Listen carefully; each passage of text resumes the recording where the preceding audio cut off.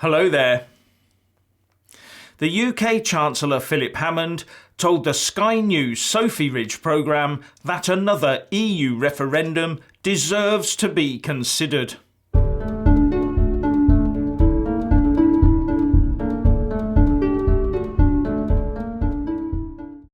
So once a Remainer, always a Remainer it seems. The Chancellor, Philip Hammond, said on the Sophy Ridge programme, "I'm not sure that there's a majority in Parliament in support of a second referendum, but it's a perfectly coherent proposition."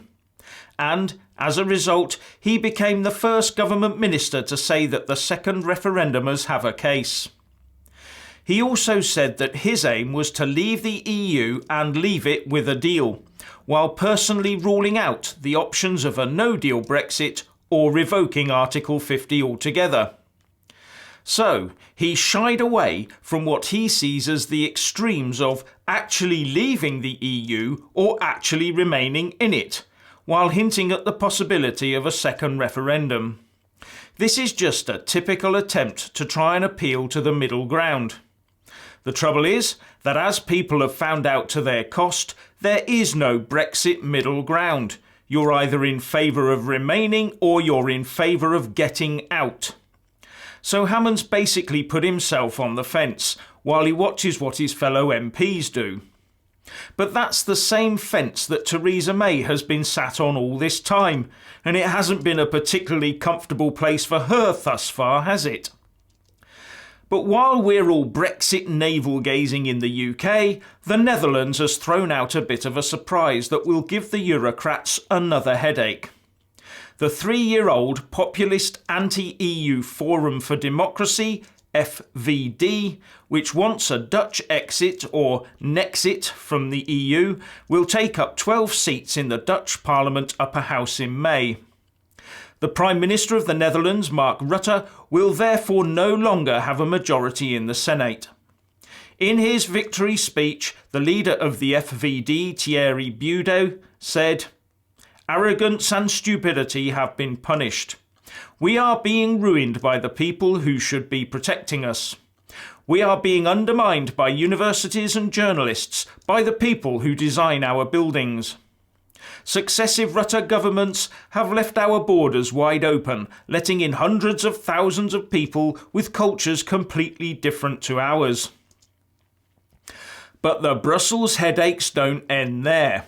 Writing in The Guardian, Larry Elliott points out, as he puts it, "The next recession will expose the Eurozone as a half-baked project in need of leadership." In his article, he says that while we've all been engrossed in the minutiae of Brexit, the problems with the Eurozone economic model have gone largely unnoticed in the UK. And he says that the idea of the Eurozone was that it would generate faster growth, but that hasn't happened, he says.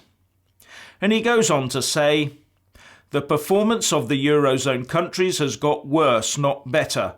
But so much political capital has been invested in the monetary union project that there is an unwillingness to accept as much." And he also illustrates this with the telling observation that in Europe's golden age, Volkswagen was a rival to Ford and Siemens could go toe-to-toe with General Electric.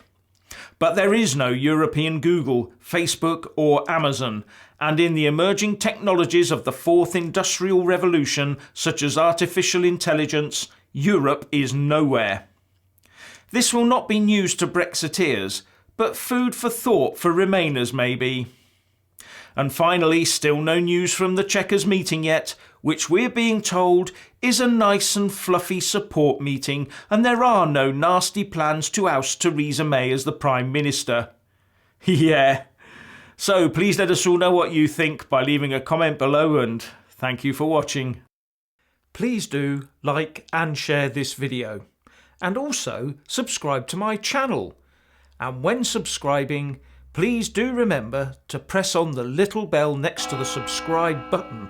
That way you'll get an alert every single time I put up a new video.